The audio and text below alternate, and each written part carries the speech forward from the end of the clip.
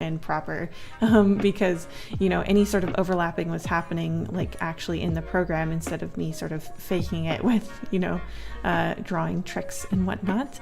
As you will see, I pretty much stuck to her original design, even though I did all that exploration with other outfits.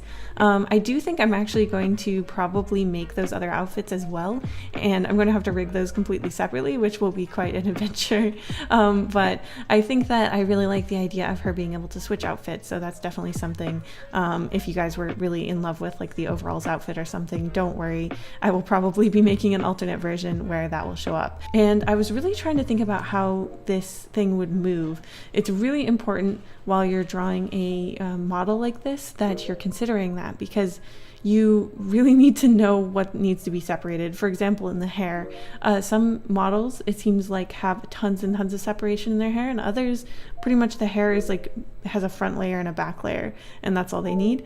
It really depends on how much you want your character to move. So I, as someone with no experience in it, I was very nervous to be clumping too much together. I made more layers than I thought I would even need, and it all ended up being quite useful. So in the end, it wasn't really overdone. Now, at first, it may look like I didn't make any changes to her design from the final to the original sort of design that I had going on, but I actually did make two relatively major changes. First of all, her long sleeves that are such a big part of her overall silhouette and her whole setup. I added two of these like black dots up to the top to make it look like a little ghost. It's a simple thing, but it's the type of character design thing that I just absolutely love, and I think it adds a lot of ghostiness to her design, so that she's not just reading as a goth cow but more as a ghost cow. The other big thing that I haven't added in yet, but that I decided I was going to add in the sketch, was that I wanted to add one of those little cow earrings, that the cow tags they put on their ears. I really wanted her to read, you know, also as a cow. I wanted to kind of amplify these two aesthetics just a tiny bit from her first original design, and I thought that with the movement, if I could figure out a way to make the tag sway when she moves her head, that it would add a lot of charm to this character. I'm going to put a little goof in the tag as well, with the numbers, so you'll see that when she's all finished up. But other than that, yeah, she may basically stay the same. I made slight like proportion changes, very slightly, from the original drawing from her, but I did end up staying relatively close to the original design, which I will tell you doesn't always happen. For example, in my webcomic, Planchette used to only have one eye, so I'm not adverse to changing my initial designs, but in this case I just really fell in love with her, I think. The program that I'm using to draw this is Clip Studio, but it's really useful to use whatever drawing program you can that can export in a PSD. Clip Studio is one of those, which is one of the reasons why I love it so much. It can really export to basically any file type that you would want, but because I'm going to be using Live 2D Cubism and they like to have imports in PSDs, it's something you definitely want to consider before you do all of your finalized drawing for your VTuber. Basically the benefit of that is that if you import into Live 2D with a PSD, it keeps all of your layer orders as well as the titles of the layers exactly as they were in your drawing program. So it makes it a lot easier. It would be quite a bit of a mess if you don't use that functionality. So that's something that you should consider.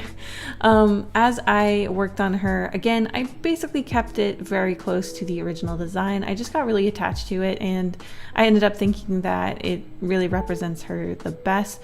I tried to put in some texture and stuff into the actual like shading of the fabric on her ribbon as well as her little apron part, just because that's one of the things that I think that these 2D VTubers really have over a lot of other like sort of animation type things. VTubers use an animation style known as puppetry, which allows you to have each of the pieces only like move or warp rather than having to be redrawn or be, you know, modeled in 3D or what have you. So you're able to get that really like detailed, hand-drawn, like delicate kind of lines that you would never want to do in a lot of other styles of animation. Right at the end here, I did make one last attempt to make the cowbell work right at the cross of her necktie. I really wanted it to work because I thought about it saying like rest in peace on it, because cowbells kind of are shaped like a tombstone. But in the end, I felt like it just made her look too cluttered, and I really didn't want that. Finally, I flattened all of those troublesome hundreds of layers, and she was ready to export. The next step was terrifying. This is when I had to crack open Live 2D Cubism, which is the program I'm going to use to rig her. Basically, rigging just means like putting the rotation and the warping and all the stuff that's going to allow her to move around and track to like my eye movement, my head movement, stuff like that. You need to, in the actual program, like basically show the motion tracker what part is the eyes, what part is the head, and how you want these things to move. So this is kind of like an animation program, I would say. It's designed just specifically for this purpose, so it seemed like the easiest one to use for me. I did not know how to use it at all though, and I will be honest, when she came in and had all of those little vertices all over her, I was terrified. I mean, it looked so complicated. I heavily used a tutorial by this VTuber named Kapako. And if you are looking into using Live 2D yourself, I highly recommend her tutorial. It was a lifesaver. I was still extremely confused though, and I will try to explain what I ended up doing and how I ended up figuring stuff out as much as I can, just to try to add to the knowledge of how to use this program and do this rigging stuff. So as you guys can see, all of the like little layers and pieces of her are all labeled the way that they were labeled in the actual drawing program up in the upper left corner. In the lower left corner, it kind of looks like it's the same thing again, and that was the first point of confusion, but basically this is where you sort them out based on how you want them to animate together. So for example, you don't want to worry about having to move the iris, the eye shine, the eye like lid, and the face all separately. So this is where you can basically make folders so that they all interact together. So what you want to do first, and what took me forever, I had to keep undoing and redoing and undoing and redoing because I kept doing it wrong, but basically you want to group together anything you think you're going to want to move, starting with the biggest things like say her whole entire body. Anytime you want to move or warp that entire thing, like for her to sway from side to side, you want it to be in that like deformer. Now next to it is what's called the parameters. This is where it gets really confusing and technical. One thing that helped is actually loading in one of the sample models, and it showed me like what the X, Y, and Z are actually referring to and what that really means for your model. I again highly recommend doing that as well. If you're going to try to do this, follow along with the model that they let you look at, because it really helps. Again, I still was able to get quite confused, but it helped nonetheless. So basically the way the parameters work is they're like keyframes. If you've done any animation, you know what that is. It's basically just a like moment in time or a moment in the animation. At one end is going to be the most extreme version of it to the left, or the most extreme to the right, or alternatively sometimes it refers to like the most extreme up or down, kind of just depending on what the parameter is referring to. They are already kind of like sorted out in a way, but you want to actually put them in folders because it helps be less confusing. Move is the one I understood the least. Move is anything you're going to want to affect with physics later, so keep that in mind. So it's going to be stuff like hair or anything that like flaps in the wind, essentially. That was something I really truly did not understand, like what is supposed to be in the move folder. It's anything that you want the like built-in physics to affect. So I also ended up putting her tag in there, but I didn't initially, and it was just confusing mess. Yeah, sorting these into the folders was one of the hardest parts. Basically, you just want to do it by the big stuff first, and then slowly go down to more specific things like doing her whole arm, then doing her hand and her forearm, then just doing her hand. You want those all to be in sort of like cascading folders, otherwise there's all kinds of problems and it gets all confused. There's two types of movement you have to worry about. Well, there's technically three, but really two. So there's warping and there's rotating. Rotating is going to be, pretty much what you'd imagine, like rotating her sleeve or her head. It's just going to like move it to the side in a rotation type way.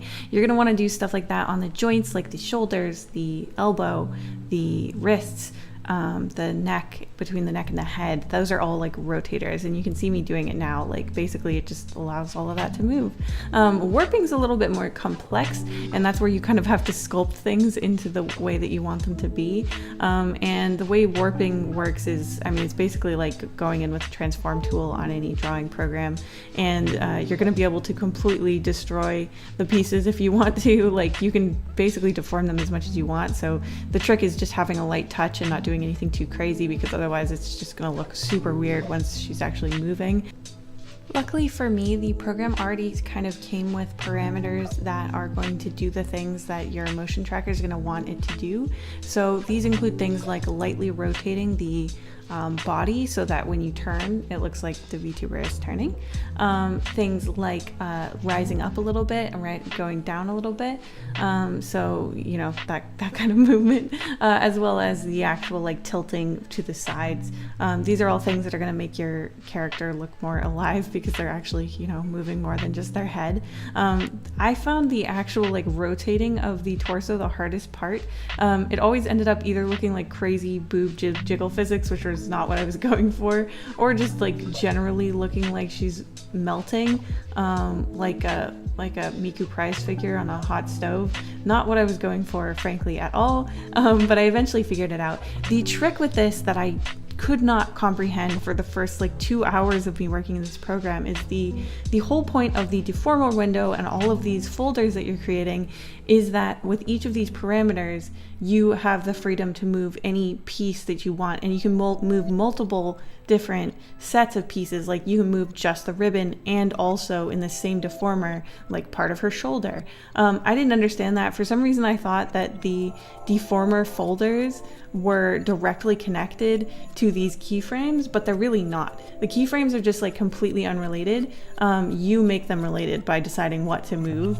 The keyframes are just really trying to kind of blindly just do whatever you did and change whatever you changed, regardless of what deformers you were using. So that's something that really confused me forever, and I finally figured it out, and I felt so much better about this whole process after that. There are some new challenges when it comes to having a more cartoony style in like creating rigging for a VTuber.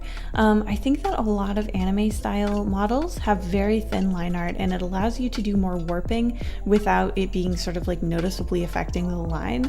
But when it came to my VTuber model, because her lines are pretty chunky and they're part of the character of the model themselves, there were some times when the deforming and the warping really messed with my character model, and I ended up liking to use the rotators a lot more because of that. There were a few places where I felt like warping worked relatively well, but it was only anywhere where the changes were relatively light. Like for example, I used warping on the bangs because they're not moving that much, but when it came to her hair tendrils, when I was moving them, I kind of felt like the warping was changing too much about the line that actually surrounded those front tendrils, and I ended up just mostly moving them with rotators, and I feel like that works a lot better with my art style. I highly recommend you play around with which one you use mostly if you're going to be doing this yourself, and if you don't have a like super typical anime art style and you have thicker lines, I definitely think the rotator might be more of your friend, just because the warping and the deforming can really mess with the quality of your line, and you will see that when I try to animate the blink. I would say that is the hardest part for me personally with this process, because none of the tutorials could really help me with the problems I was having because their sample models were in such different styles. So up until this point, the hardest part of doing all the rigging was that subtle rotation of sort of the torso and the skirt area.